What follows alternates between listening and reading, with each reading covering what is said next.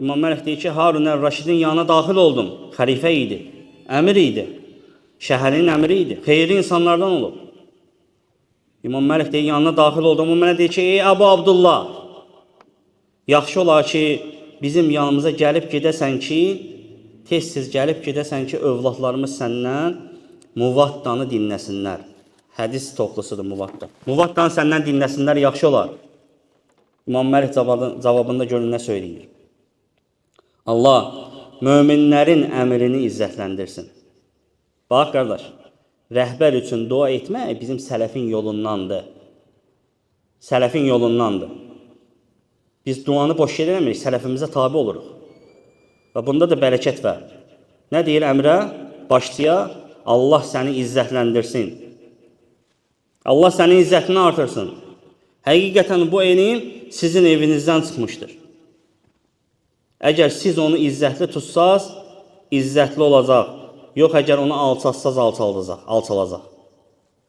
Sonra İsa İmam Məlik deyir, söylədi ki, وَالْعِلْمُ يُؤْتَى وَلَا يَأْتِي. Elmin ayağına gedilər, elm ayağa gəlməz. Görün, xəlifəyə nə deyir? Deyir, elmin ayağına gedilər, elm ayağa gəlməz. Ondan sonra Harun əl-Raşid nə inir? Söyləyir ki, ey imam, doğru söylədin. Allah səndən razı olsun, doğru söylədin. Və öz övladlarına deyir ki, gedin məscidə. Çıxın məscidə. Digər insanlar necə ki, Muvattanı İmam Məlikdən dinləyirlər, siz də eləcə dinləyin. Hətta gəlir ki, onun oğlanları gələndə uşaqlar üçün nəsə məqam hazırlamaq istəyirlər məclisdə. İmam Məlik qoymur. Deyir ki, cəmaət necə oturubsa siz də elə oturun.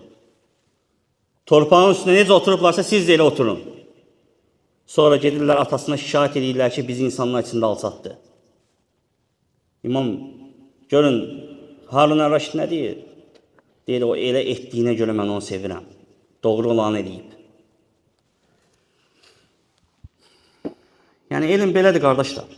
Elmin ayağına gedilir. Heç də evdə oturduğun halda gözləməklə ki, kimsə gələcək sənin evinə və sənin əlindən tutub öyrədəcək. Xeyr, qardaş. Sən bunun üçün səy göstərməlisən və Rəbbin də sənə onda verəcək. Sən çalışmalısan ki, ya Rabbi, mən çalışıram, mənə kömək etkinə sənin dinini öyrənim.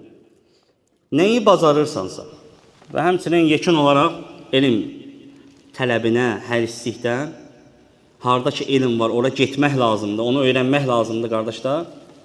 Bu barədə Bəqi ibn Məxrəddən rəvayət olunan hadisəni inşallah danışmaq istəyirəm. Hansı ki, oğlu Bəqi ibn Məxrəddən rəvayət edir. Söyləyir ki, Məğribdən çıxıb piyada yola düşdüm. Bir rəvayətdə gəlir ki, 2 il yol gedib.